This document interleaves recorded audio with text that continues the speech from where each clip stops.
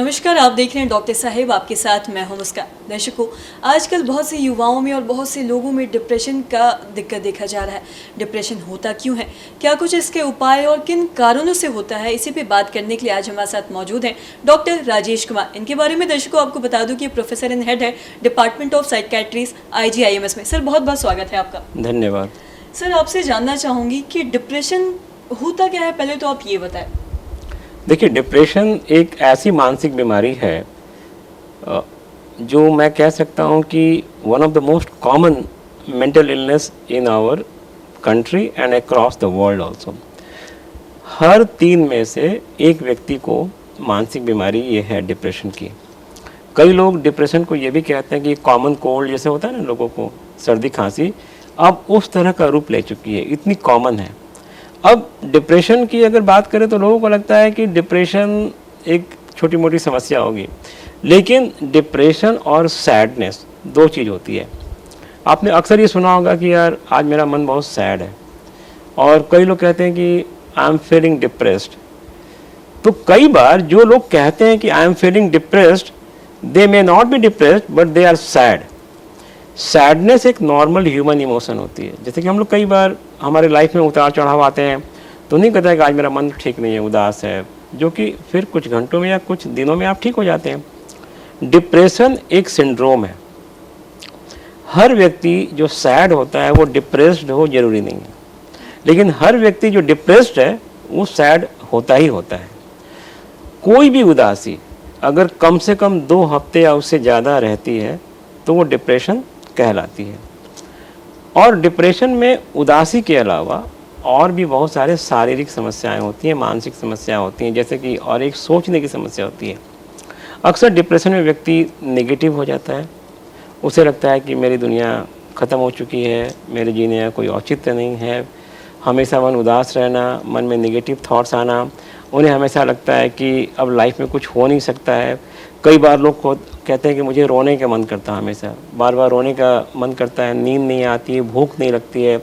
और above all कई लोग जब डिप्रेशन काफ़ी बढ़ जाता है तो उन्हें लगता है कि मन करता है कि मैं अपनी ज़िंदगी को ख़त्म करूं, आत्महत्या के विचार भी आने लगते हैं। और कई लोग जो सीवियरली डिप्रेस्ड होते हैं, कई लोग अटेम्प्ट भी करते हैं और कई लोग सक्सेसफुली अटेम्प्ट करते हैं। और डिप्रेशन में मेडिसिन लेना कितना ज़रूरी आप समझते हैं? देखिए, डिप्रेशन में भी एक ग्रेडेशन होता है। एक होता है माइल्ड डिप्रेशन, जिसमें इंसान मतलब काम कर रहा है, सोच विचार कर पाता है, खान पान भी ठीक है, लेकिन कहीं ना कहीं वो उदास है और कभी कभी उसे लगता है कि मेरी ज़िंदगी वैसी नहीं चल रही जैसी होनी चाहिए। तो माइल्ड डिप्रेशन में दवा की ज़रूरत नहीं होती है। मॉडरेट डिप्रेशन, जिसमें कि थोड़ा सीवियर हो गया, उसमें आपको हो सकता है कि दवाई की ज़रूरत पड़ेगी और काउंसलिंग की भी ज़रूरत पड़ेगी। माइल्ड में सिर्फ काउंसलिंग या फैमिली सपोर्ट या फ्रेंड का सपोर्ट भी काफ़ी होता है। सीवियर डिप्रेशन, जिसमें सुसाइड का रिस्क होता है, वहाँ पे आपको डॉक्टर की सलाह, खासकर प्रोफेशनल साइकेट्रिस्ट, साइकोलॉजिस्ट के पास आपको जाने की ज़रूरत पड़ सकती है। लेकिन ज़रूरी नहीं है कि हर डिप्रेस्ड व्यक्ति को दवा लेनी ही पड़ेगी। कई बार साइकोलॉजिकल काउंसलिंग या फैमिली सपोर्ट से भी माइल्ड डिप्रेशन ठीक हो जाते हैं। सर, कैसे ये समझे कि ये डिप्रेशन माइल्ड है या फिर सीवियर है? वो उसके कुछ क्राइटेरिया होते हैं, कुछ ऑब्जेक्टिव क्राइटेरिया होते हैं। जैसे कि हम लोग कहते हैं कि अगर 12-13 सिम्टम्स टोटल होते हैं डिप्रेशन में, अगर 3 से 4 ही सिम्टम है तो माइल्ड है, 4 से 8 है तो मॉडरेट है, 8 से ज़्यादा है तो वो सीवियर है।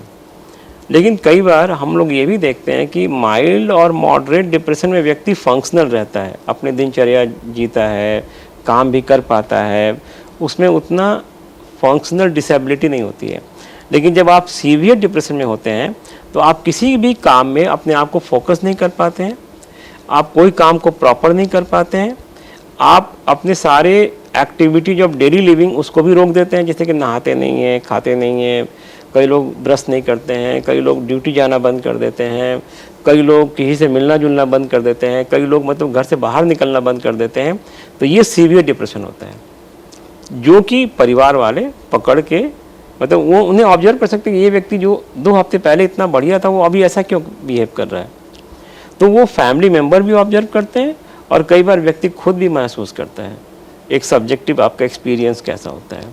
But severe depression always requires treatment. Sir बहुत बहुत शुक्रिया ये तमाम जानकारी के लिए। Thank you.